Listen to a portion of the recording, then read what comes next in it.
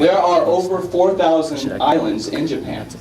So you're very close. There are 4 main islands, but there are small islands all throughout the coastline in Japan. The main islands, of course, being Hokkaido, Honshu, Shikoku, and Kyushu. Some of the smaller islands, like Okinawa, are quite unique. In fact, typical Japanese traditional values or tradition is a bit different on Okinawa than the rest of Japan. And that's not something you'll find in other places in Japan. They also have Ainu culture in Hokkaido. Of course, the capital of Japan is Tokyo. All right, a little bit about Japanese history.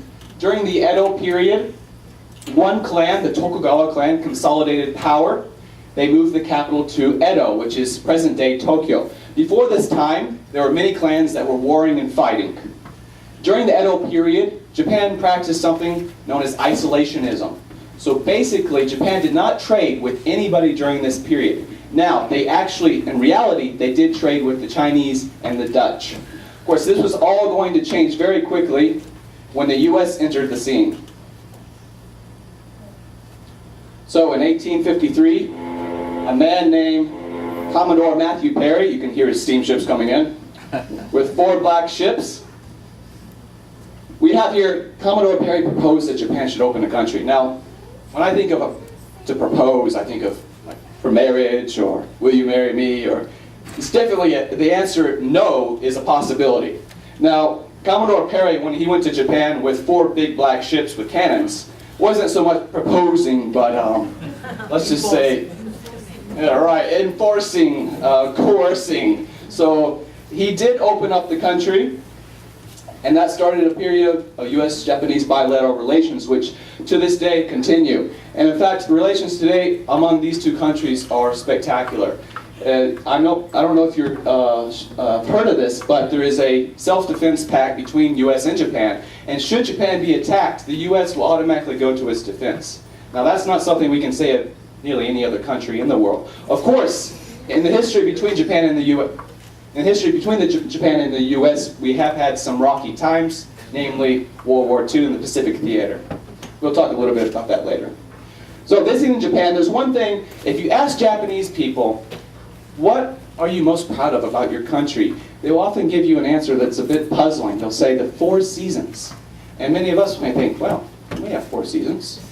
Well, we do, but we do not observe them like the Japanese people do. And in fact, this is tied a lot into traditional Japan and in Shintoism, which is an indigenous religion in Japan, which really honors the seasons. But Japanese, depending on the season, will have different festivals, they will eat different foods, and life is just very different during each of these seasons. Whereas often I find here in the US, oh, it's going to be summer now. It's not such a big thing.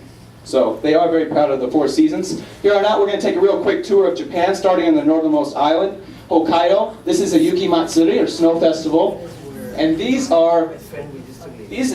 is what you see. These are thousands and thousands of tons of snow and ice that is brought into Sapporo and made into these sculptures.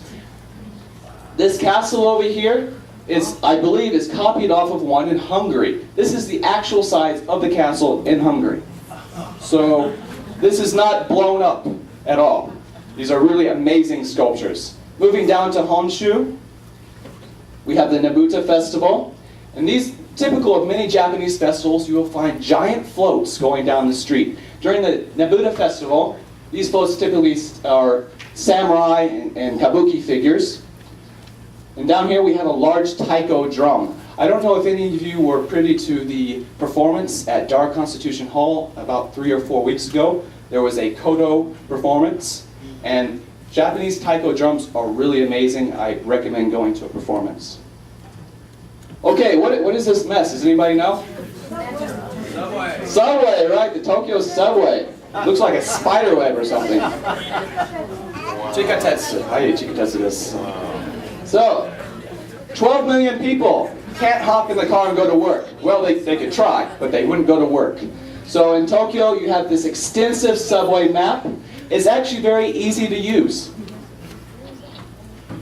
Here we have something called Tokyo Tower. It looks a little bit like another tower you may be familiar with.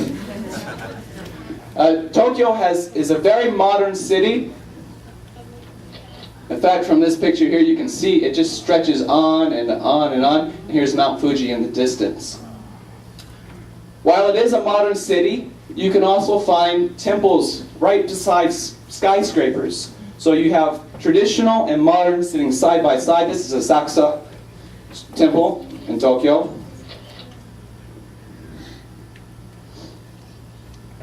And these temples are always very popular with many Japanese. So before the capital was moved to Tokyo, it was in Kyoto. And still today, if you go to Japan and you want to witness traditional Japanese life, traditional Japan, I recommend going to Kyoto because they have many, many temples and shrines. And we also have, does anybody know who these ladies are here? Geisha. Well, Maiko, right, you're right. There's actually two geisha in these pictures and there's two Maiko. Can anybody tell the difference? Do we have any volunteers? Yes.